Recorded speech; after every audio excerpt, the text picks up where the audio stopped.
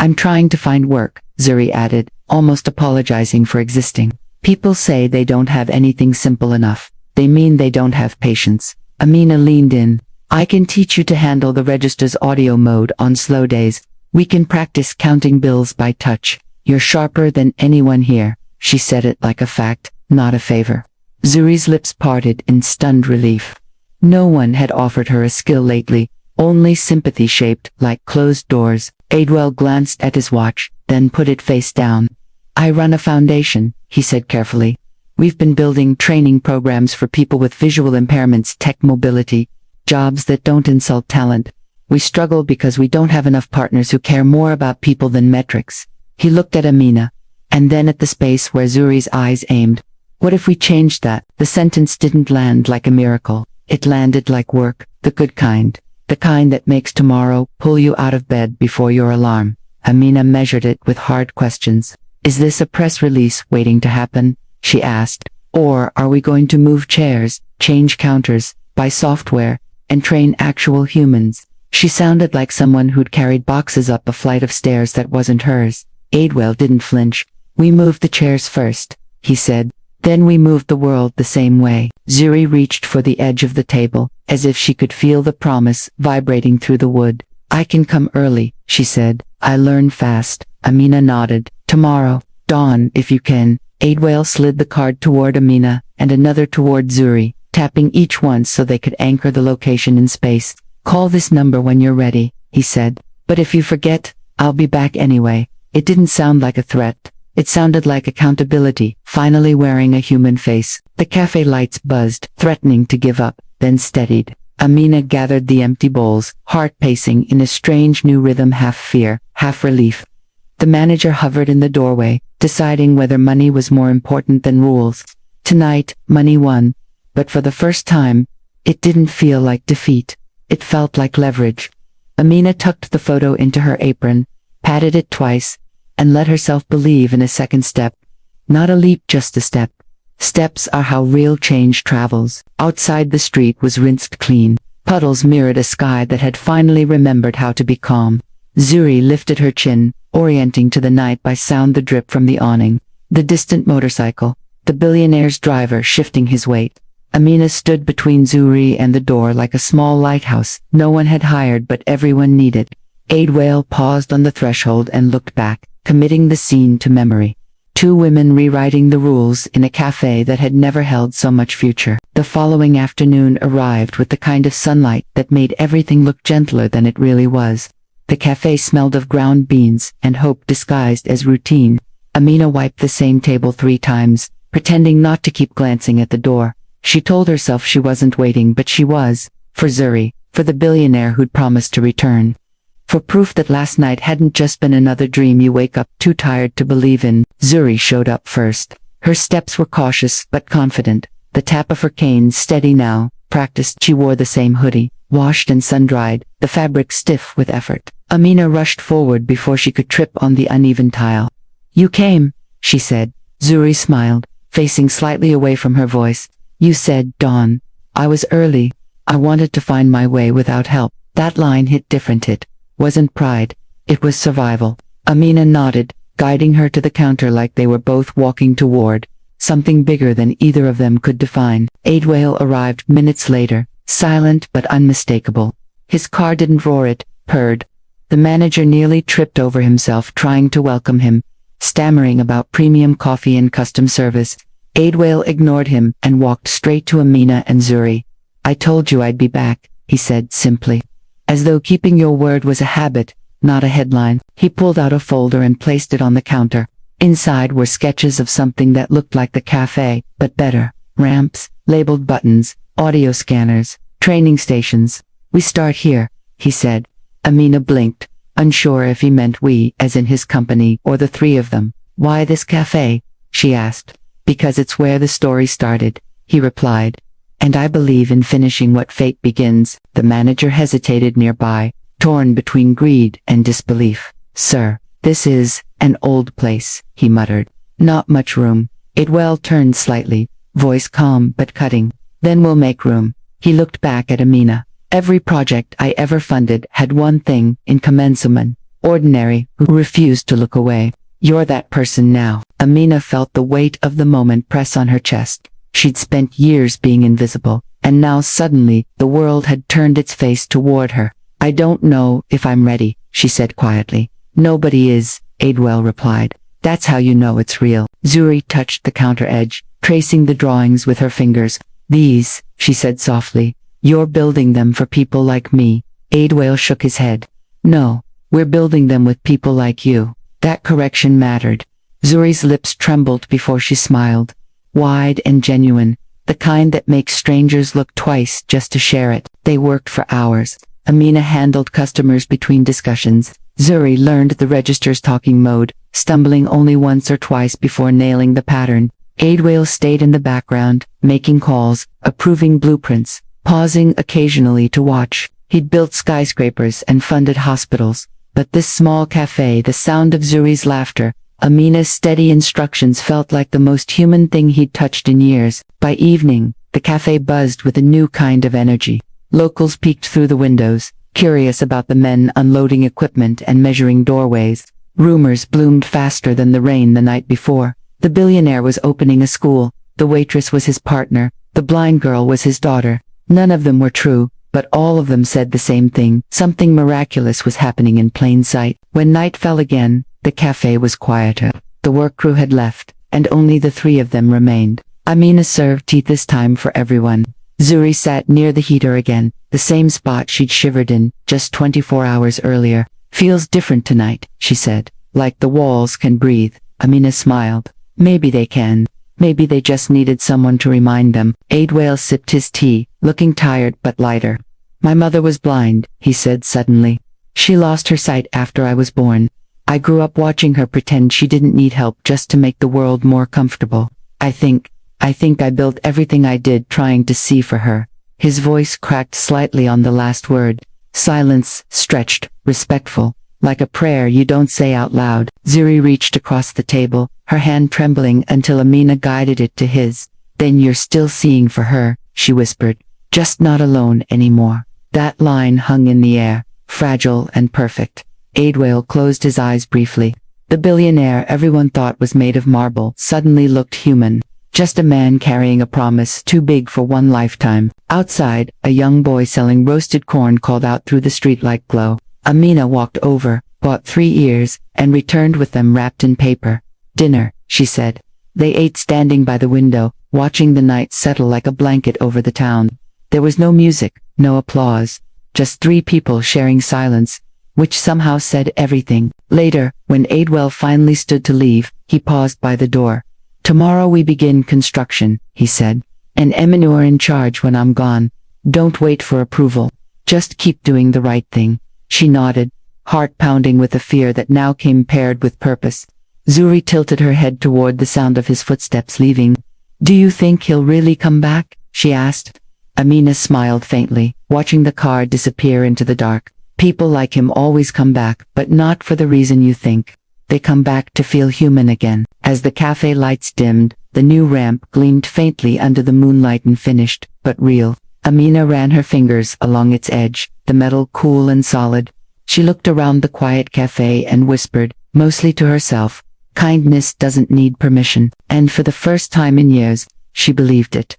The next morning started without warning, no gentle sunrise, no birdsong, just the blunt clang of a bus, passing too close to the curb, and splashing muddy water across the sidewalk. Amina stood outside the cafe, broom in hand, her apron already flecked with dust. The air smelled of wet concrete and roasted peanuts from the vendor 2 stalls down. She looked up and saw the new ramp half-built, steel bones shining under weak daylight. For the first time, she felt like she was standing at the edge of something that might last longer than her exhaustion. Inside, Zuri was humming softly, testing the cafe's new talking register. Her voice was off-key but honest, the kind of sound that didn't need to be perfect to feel right. Items scanned, the device chirped in its robotic accent. 500 naira. She grinned, triumphant, as if she'd just cracked a secret code. Amina clapped once. You're getting faster, she said. At this rate, you'll be teaching me. Zuri tilted her head. Maybe I already am. Amina didn't notice the man standing in the doorway until his reflection moved across the window glass. It wasn't Adwell. It was an older man in a faded blue uniform, carrying a stack of worn folders under his arm. His shoes were polished, but his eyes carried the dust of too many closed offices. "Excuse me," he said, voice rough from disuse. "I'm looking for Mr. Adwell." Amina wiped her hands and stepped forward. "He's not here yet. Can I help?" The man hesitated, scanning the small space like he was measuring whether it could hold the weight of his words. "I'm from the municipal records office. I was told to deliver these documents for him. Building permits, land ownership transfers, and—" He lowered his voice. "Something personal." He said it's to be handed only to someone he trusts. He extended the file toward her. It was sealed, the paper old and brittle around the edges. Amina frowned. "He trusts me," she asked softly, half to herself. The man gave a weary smile. "He must," he said. "Give it to the girl who sees people." Then he left as quietly as he'd come, leaving behind the faint smell of rain and bureaucracy. Amina turned the envelope over in her hands. Zuri listened, curious. "What is it?" she asked. "Something about the project." Amina shook her head. "I don't know. It feels heavier than that." She placed it on the counter, deciding to wait. Some truths aren't meant to be opened when you're standing. By the time Adwell arrived, the cafe was alive again, customers whispering about the construction, children laughing near the window, Zuri training herself to identify voices by tone. Adwell looked different today. No suit, just a crisp white shirt rolled to his elbows, simpler, more grounded. Amina handed him the envelope without a word. He froze, recognition flashing across his face like lightning over still water. "Where did you get this?" he asked. "A man from records brought it. Said it was personal." Adwell set it on the table and stared at it for a long time, as if he could read its contents through the seal. Finally, he exhaled. "You should both see this," he said quietly. He tore it open with careful fingers and unfolded a set of yellowed papers. At the top, in faded ink, was a name: Zuri Adwell. Below it, missing person report, Lagos General Hospital, 2017. Amina's breath caught. Zuri froze mid-motion, her hand hovering over her tea. "That's my name," she whispered. Adwell's throat tightened. "Yes," he said. "It's also mine." The silence that followed wasn't empty, it was full of things too heavy to say. Zuri's fingers trembled as she traced the letters on the page. How is that possible?" Adwell's voice was steady but low. "Because you're my daughter." Amina's knees almost gave out. Zuri's cane clattered to the floor. The cafe, alive moments ago, felt like it had been drained of sound. "No," Zuri said, shaking her head. "My parents died in the fire." "They told me." Adwell stepped closer, his eyes bright with something between grief and disbelief. "They told you wrong. I searched for you for years. The fire at the orphanage, your mother didn't make it out, but they said one child survived. I didn't believe them. I thought I buried you both." Zuri's lips parted, but no sound came. Her mind flashed, fragments, heat, smoke, screams, a man's voice shouting her name before everything went white. "I remember someone calling for me," she said slowly. "A voice I thought I imagined." Adwell's hand shook as he reached for her. "You didn't imagine it. It was me." Amina stood still, watching two broken pieces of the same past try to fit back together. It wasn't beautiful, it was raw, messy, and painfully human. Zuri reached out hesitantly, her fingers brushing his wrist before curling around it. She began to cry, quiet and uncontrollable, like rain hitting tin. Adwell's jaw clenched as he held her, his other hand covering his eyes. For the first time, the billionaire looked like a man who'd run out of armor. When the storm of tears eased, Zuri pulled back slightly.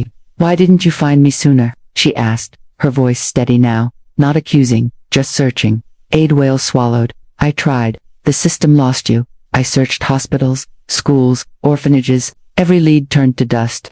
I thought maybe you didn't want to be found." Zuri shook her head. "I didn't even know who I was." Then she smiled faintly through tears. "I guess the world had to blind me before I could really see you." That broke him completely. Amina looked away, giving them privacy even though her heart was shattering and healing at the same time. After a long silence, Amina whispered, "So, what happens now?" Adwell wiped his face, exhaled deeply. "Now, we finish what we started," he said. "This cafe, this project, it's not charity anymore. It's legacy. It's her legacy." Zuri reached for Amina's hand. "No," she said softly. "It's ours. Amina smiled through tears. Then let's build it right. Outside, the sky opened again, but this time, the rain didn't feel like punishment. It felt like cleansing. 3 lives, once separate, now converged under one roof, bound not by blood or money, but by the strange, unexplainable gravity of kindness. And somewhere deep inside, as thunder rolled across the horizon, fate finally exhaled. That evening, the cafe didn't close. It stayed open long after the last customer had gone home, its flickering lights painting streaks of amber across the wet pavement. The hum of the refrigerator mixed with the low patter of rain outside. And inside, 3 people sat in silence, each carrying the same truth but wearing it differently. Zuri leaned against the booth, her fingers absent-mindedly tracing the rim of her cup. The tea had gone cold an hour ago, but she didn't notice. Her mind was still rewinding through smoke, sirens, hospital sheets, years of strangers' voices telling her stories that weren't hers. Amina sat beside her, quietly protective, while Adewale paced near the window, the weight of a father rediscovering his child pressing on every breath he took. He turned finally, voice low. When your mother died in that fire, I swore I'd never forgive myself. I left everything for a wild business, family, the city. I couldn't breathe without feeling like the world was watching me fail. He stopped, eyes glinting faintly under the cafe's old bulb, but I came back. And I rebuilt everything I'd lost except you. Zuri's expression softened. I used to dream, she said, about a voice calling me sunlight. It was the only thing I remembered that didn't hurt. I thought it was imaginary. Adewale smiled faintly, the kind of smile that cracked you open. It wasn't. That's what I called you when you were little. You used to wake up before dawn and ask if the sun was ready yet. Amina swallowed hard, watching them through misty eyes. There was beauty here but also something jagged. She saw how guilt sat behind Adewale's words, how years of silence had built a wall neither of them knew how to climb yet. Maybe the sun's finally ready, Amina murmured, mostly to herself. Zuri reached for her father's hand again.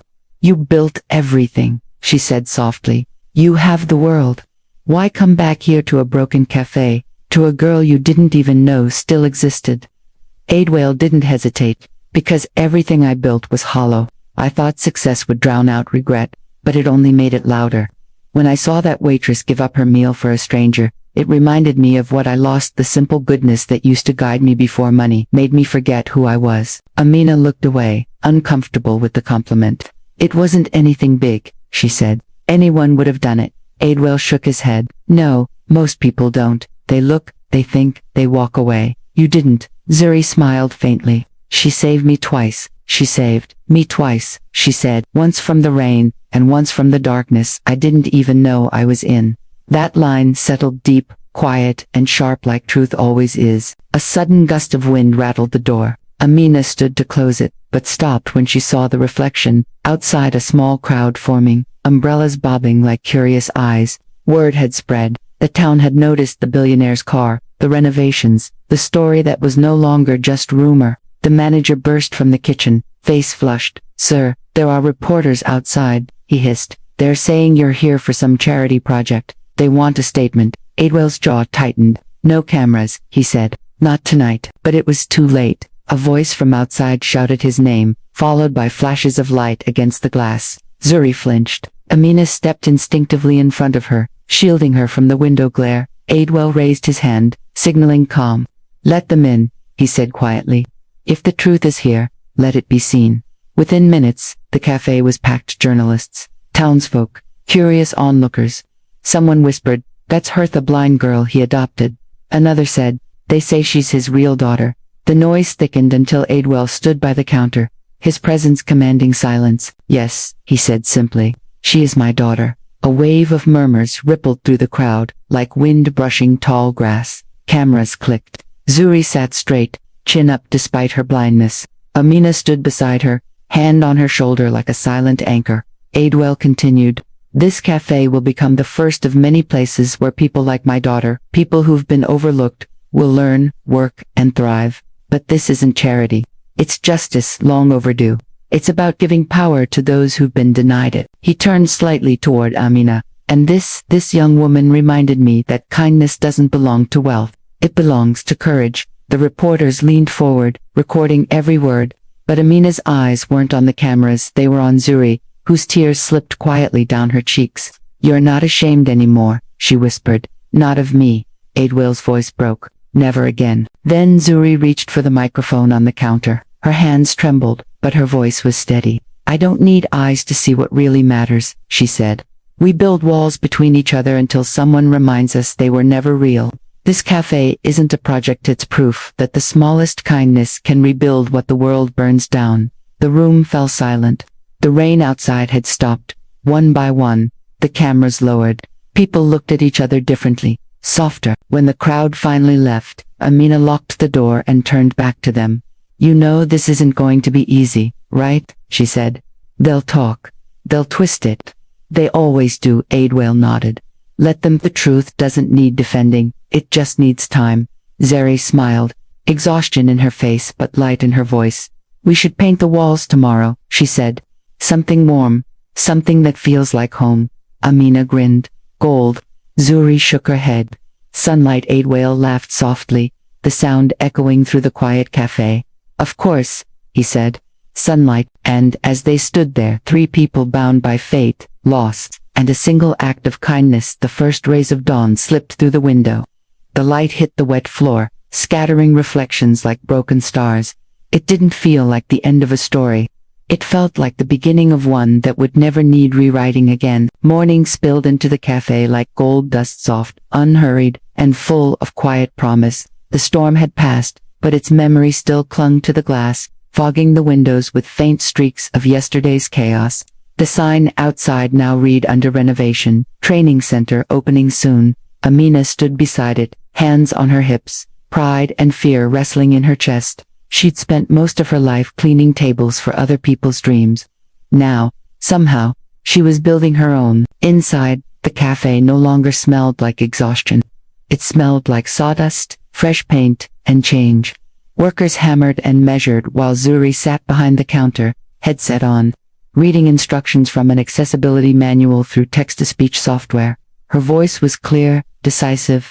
Counter height, reduced by 5 inches. Shelf distance, 45 centimeters. The foreman nodded, scribbling notes like she'd been doing this her whole life. Adwale walked in just as the power flickered back on.